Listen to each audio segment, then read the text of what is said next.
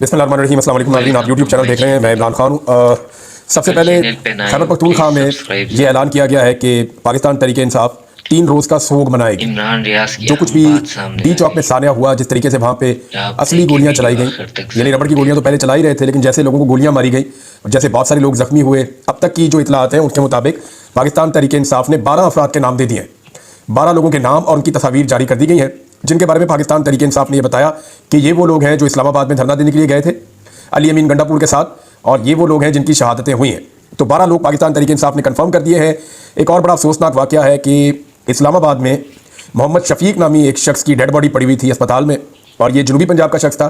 इनकी फैमिली बार बार रब्ता कर रही थी कि जी हमारा बंदा हमें वापस कर दें, हमने उसको दफन करना है, तो उसकी डेड बॉडी नहीं दी जा रही थी। ओन अब्बास पप्पी साहब ने इसके ऊपर जो है वो इन्फॉर्मेशन दी है, और ये बड़ी अफसोसनाक इन्फॉर्मेशन है। उन्होंने कहा जी कि जनूबी पंजाब का मोहम्मद शफीक और दीगर की लाशें पॉली क्लिनिक में पड़ी हैं। मोहम्मद शफीक शहीद के भाई से बात हुई है, लाशें मौजूद हैं, लेकिन हुकूमत इनकारी है कि इनको शहीद नहीं किया गया, ना ही इनकी लाशें वर्षा को दी जा रही हैं। जिंदों को मसक करके अब लाशें भी खाने के दर पर हैं, दरिंदगी की इंतहा। अब जो इन्फॉर्मेशन आई है वो ये है कि इनके घर वालों से ये कहा गया कि आप हमें लिख कर दें कि हादसे के अंदर आपका जो घर वाला है ये जाम भाग हुआ है, ये कोई शहीद नहीं हुआ, इसको गोली नहीं लगी, आप ये लिख कर दें, हम आपके हवाले लाश करेंगे। यानी लाशों के ऊपर भी सौदेबाजी हो रही है, और इस तरह की चीज़ें रिपोर्ट हो रही है जो इंतहाई अफसोसनाक है। ये सब कुछ इसलिए हो रहा है कि पाकिस्तान तहरीक इंसाफ के कारकुनों के साथ जो कुछ भी हुआ वो अब हुकूमत के लिए और पूरे निज़ाम के लिए एक मुसीबत बना हुआ है। आलमी सतह पर यह बहुत बड़ी खबर बन चुकी है, और जितना नुकसान हो गया है, खून कभी भी ऐसा नहीं होता कि जो बेगुनाह का खून है वो रंग ना लाए, ये अल्टीमेटली इन लोगों को सजा मिलेगी। अगर आप याद करें तो शरीफ खानदान के जवाल का आगाज कब हुआ था, थोड़ा सोचें, नजर आप बैकग्राउंड में जाएं, सोचें आप। ये खानदान का तो तोती बोलता था।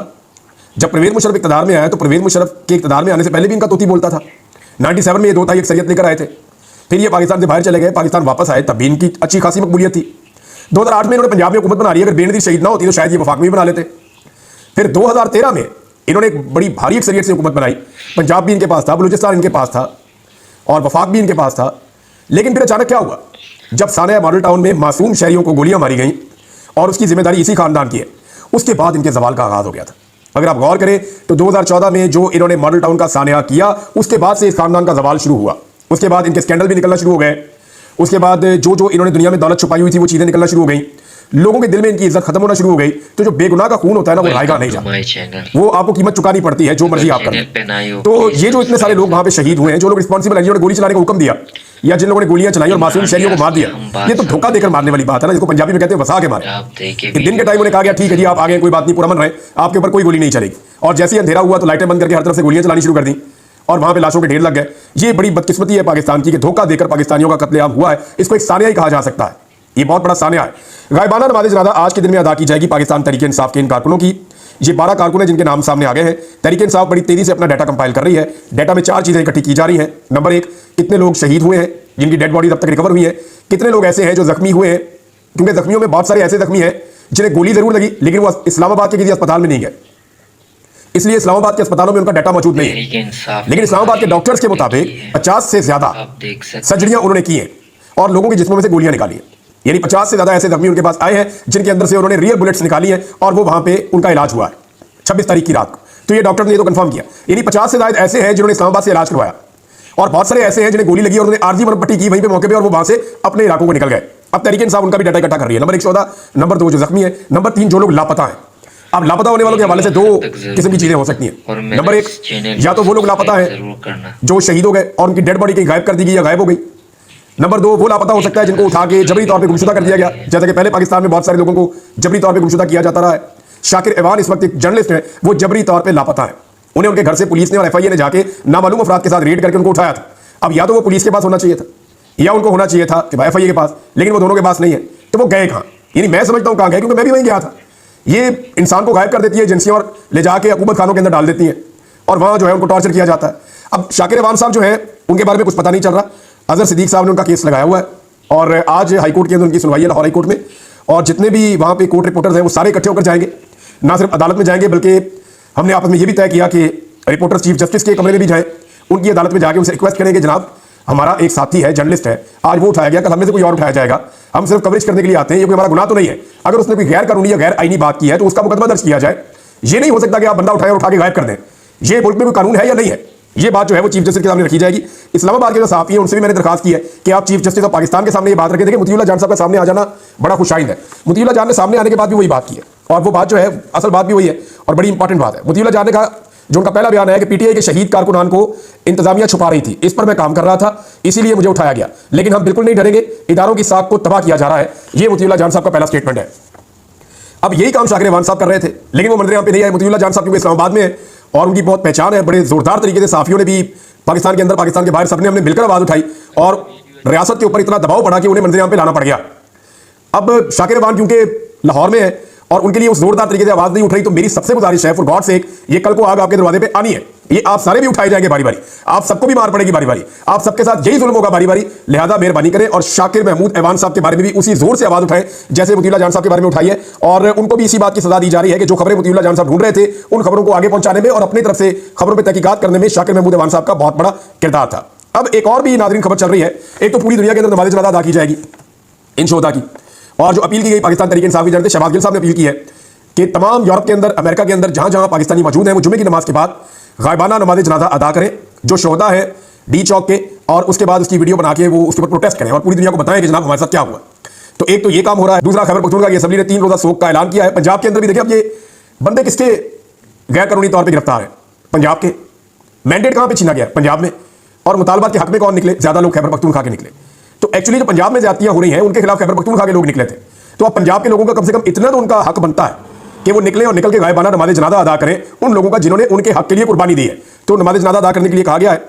एक और चीज़ है, वो ये है कि नैब ने एक टीम बनाई है बुशरा बीबी को गिरफ्तार करने के लिए। अब उन्हें गिरफ्तार करने की बहुत कोशिश की जाएगी, क्योंकि इस बात की सारे सिस्टम को समझ आ गई है कि बुशरा बीबी वो खातून है जो इस सारे क्राउड को लेकर डी चौक तक चली गई थी, और अगर दोबारा भी कोई आएगा तो बुशरा बीबी आएंगी या अलीमा खान आएंगी।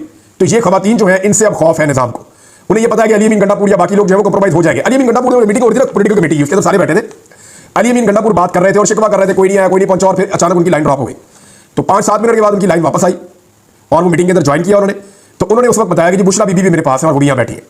और अली अमीन गंडापुर साहब ने जानबूझ के ये बात वहाँ पे की कि आप बुशरा बीबी से पूछे कि क्या मैं उन्हें ज़बरदस्ती लाया था या उनकी मर्जी के खिलाफ मैं उनको अपने साथ गाड़ी में बैठा के लाया हूँ। तो इस पर बुशरा बीबी ने समझदारी का मुजाहरा किया और उन्होंने कहा कि वो ये बात इमरान खान के सामने बताएंगी या नहीं बताएंगी। तो अली अमीन गंडापुर साहब ने कोशिश की कि यहीं पे किसी मामले को क्लियर किया जाए और मैं पार्टी के सामने सुरखरू हो जाऊं कि जनाब मैं बुशरा बीबी को नहीं लेकर गया, ये अपनी मर्जी से आई है वहां से। तो उन्होंने कहा नहीं, ये बात मैं इमरान खान के सामने कहूंगी। वहां बुशरा बीबी ने कोई 1-2 जज्बाती जुमले बोले हैं जिनके बारे में ये शर्म दिलाने की उन्होंने कोशिश की पाकिस्तान तहरीक इंसाफ को, जिसपे बहुत सारे लोगों ने माइंड किया और बनता भी था। देखें, बुशरा बीबी को पॉलिटिकल लीडर तो नहीं है ना, पाकिस्तान तहरीक इंसाफ जो है वो कोई ऐसी पॉलिटिकल पार्टी है जिसमें मौरूसियत हो।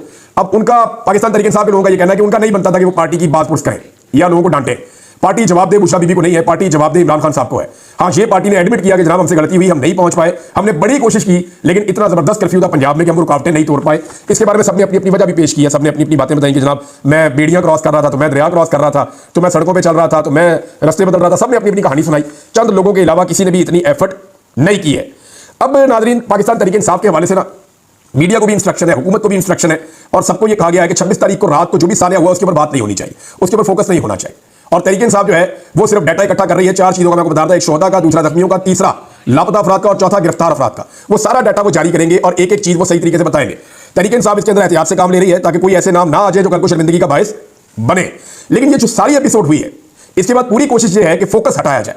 उस रात को जो कुछ भी हुआ उसके ऊपर से फोकस हटाया जाए। फोकस हटाने के लिए 3 चीजें हैं जो आने वाले दिनों में की जा सकती हैं और उनके ऊपर डिबेट को बढ़ाया जा रहा है, जानबूझ के इसके ऊपर डिबेट करवाई जा रही है। तीनों चीजें कौन कौन सी है? नंबर 1, पाकिस्तान तहरीक इंसाफ पर पाबंदी लगाई जाए। पाबंदी लगी नहीं सकती। अच्छा, पाबंदी आप लगाएंगे तो मामला जाएगा आईनी अदालत में। आईनी अदालत जो है वो अपने बंदों की बनी हुई है, अपने जजेस की बनी हुई है, अपनी मर्जी पार्लियामेंट ने बनाई हुई है। तो वहां पाकिस्तान तहरीक इंसाफ पे पाबंदी लग भी सकती है, लेकिन इसका फायदा कोई नहीं होगा। तो पाकिस्तान की सबसे बड़ी पॉलिटिकल पार्टी है, उस पर पाबंदी लगा के आप कख भी हासिल नहीं कर सकते, आप कुछ भी नहीं कर सकते। पाकिस्तान तहरीक इंसाफ पर पाबंदी लगाएंगे, फर्ज करिए आप उनके सारे बंदे भी डी-सीट कर देते हैं, तो आप क्या दोबारा इलेक्शन करवाएंगे? फिर किस तरफ जाएंगे? पाकिस्तान इसका खुमियाजा नहीं भुगत सकता। लगा भी ले पाबंदी तो कुछ नहीं कर सकते। इमरान खान का ये कख नहीं बिगाड़ सकते पाबंदी वाले मामले में। दूसरा, गवर्नर राज। तो खैबर पख्तूनख्वा में कौन सी अली अमीन गंडापुर की हुकूमत है? एक डीपी और डीसी तो वो ट्रांसफर नहीं कर सकते, छोटे छोटे फैसले तो वो अपनी हुकूमत के ले नहीं सकते। हर चीज जो है वो एस्टेब्लिशमेंट के कंट्रोल में है पूरी तरह से। पुलिस एस्टेब्लिशमेंट के कंट्रोल में है, इंतजामिया एस्टेब्लिशमेंट के कंट्रोल में है, चीफ सेक्रेटरी एस्टेब्लिशमेंट के कंट्रोल में है। तो अली अमीन गंडापुर तो एक डमी वज़ीर आला है जिसको अच्छा खाने के लिए मिलता है और एक बड़ा घर मिला हुआ है और कुछ प्रोटोकॉल मिला हुआ है और कुछ इख्तियारात थोड़े बहुत है अली अमीन के पास। तो अगर गवर्नर राज लग भी जाए तो क्या फर्क पड़ता है? गवर्नर राज लगाएंगे तो इमरान खान का बहुत बड़ा पॉलिटिकल फायदा करेंगे।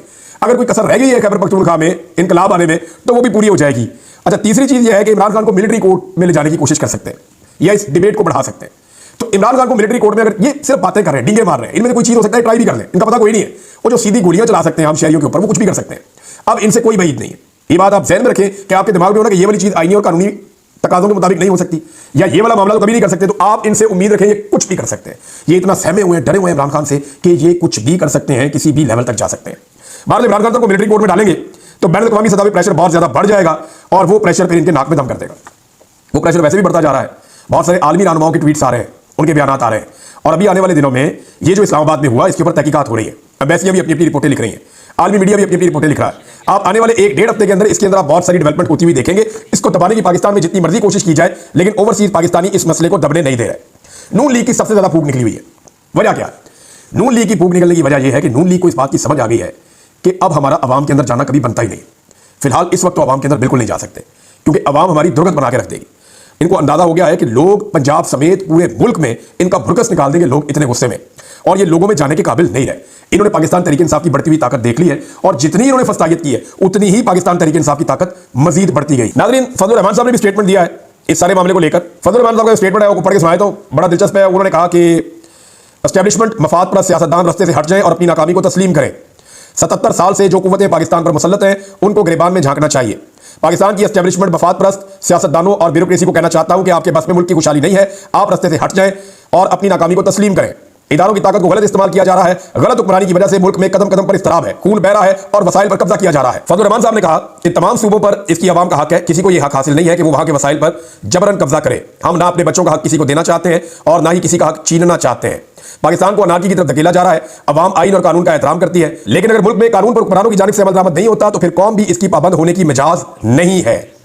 उन्होंने कहा कि ये असेंबलियां बनाई जाती हैं, ये अवाम की मुंतखब असेंबलियां नहीं होती। हर असेंबली के हवाले से एक एजेंडा होता है कि हम इससे ये कानून साजी और तरमीम पास करवाएंगे। फजलुर रहमान साहब खुद इस सारे अभी तरमीम तो एक उन्होंने पास की है, जिसके बाद कानून साजी करके उन्होंने अपने काम निकाल दिए सारे के सारे। पाकिस्तान तहरीक इंसाफ के एहतजाज के हवाले से भी उन्होंने बात की।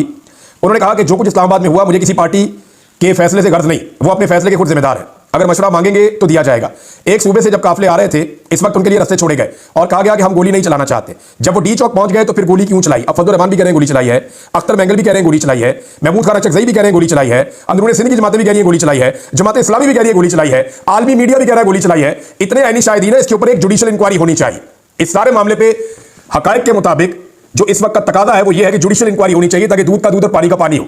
और जुडिशियल इंक्वायरी के अंदर जो भी वहां पे जुडिशियल ऑफिसर्स बैठे वो वहां पे मौजूद एहलकारों के इंटरव्यू ले, जो ऐनी शाहिदीन है उनके इंटरव्यू ले, जो डॉक्टर हैं उनके इंटरव्यूज ले, जितने वहां पे मौजूद थे सहाफी उनके भी इंटरव्यूज ले, और जो वहां इलाके के रहने वाले लोग हैं मकीन हैं उनके भी इंटरव्यू लिए जाएं और जख्मियों के भी इंटरव्यू लिए जाएं ताकि पता चले कि कितनी गोली चली और किसने गोली चलाई और कितने लोग गायब हैं। ये जुडिशियल इंक्वायरी बहुत जरूरी है, वरना कल को कोई भी एहतजाज करने आएगा और आप गोलियां चलाएं और उसके बाद पता ही ना चलने दें और कंप्रोमाइज करके आप लाशें दें, लाशों के ऊपर भी सौदेबाजी करें, तो इस मुल्क के अंदर जंगल का कानून होगा। नाज़रीन, मैंने 2-3 दिन पहले एक बात की थी, मैं उसकी तरफ वजाहत करना चाहता हूं कि कोई भी जत्था आए और आके हुकूमत को गिरा दे तो क्यों गिरा दे, कैसे गिरा दे। मैंने ये कहा था कि पाकिस्तान तहरीक इंसाफ के बाद तो बहुत बड़ा मैंडेट है। देखिए, जो भी पॉलिटिकल पार्टी होती है उसको वोट पड़ते हैं और एक वोट की भी बड़ी अहमियत है और उसका भी एहतराम है, लेकिन जिस पार्टी के पास इतनी मेजॉरिटी नहीं है कि वो हुकूमत बनाए तो वो हुकूमत गिराने के लिए कैसे आ सकती है? 2 सीटों के साथ, 1 सीट के साथ कोई हुकूमत गिराने नहीं आता। यहां 180 सीटों पे डाका पड़ा है। मैं इस नुक्ता नजर से कह रहा था कि इनका एहतजाज बहुत जस्टिफाइड है, इन्होंने सारे दरवाजे खटखटाए हैं, कोई दरवाजा नहीं खुला, तो फिर ये आए हैं अवाम की अदालत को लेकर कि जनाब हम अपना केस यहां पर लेकर जाएंगे और यहां पर भी गोलियां चल गई हैं। अब तक के लिए इतना, अपना ख्याल रखिएगा, अपने चैनल का भी लाभ।